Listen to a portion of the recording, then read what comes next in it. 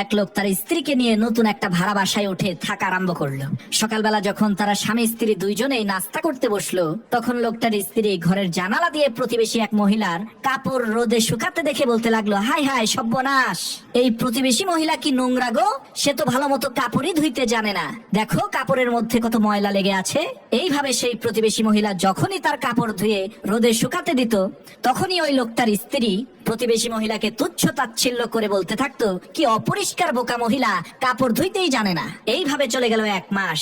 একদিন হঠাৎ করে সেই লোকটার স্ত্রী জানালা দিয়ে দেখতে পেল সেই প্রতিবেশী মহিলার কাপড়গুলো খুবই পরিষ্কার পরিচ্ছন্ন দেখা যাচ্ছে। তখন সেই লোকটার স্ত্রী লোকটাকে বলতে লাগলো, এতদিনে মনে হয় ওই প্রতিবেশী মহিলা কাপড় ধোয়া শিখে গেছে।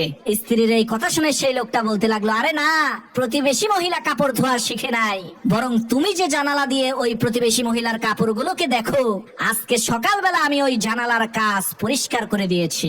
এই জানালার কাজগুলো অপরিষ্কার ছিল বলেই তুমি ওই প্রতিবেশী মহিলার পরিষ্কার পরিচ্ছন্ন কাপড়গুলোকে নোংরা মনে করে উপহাস করতে।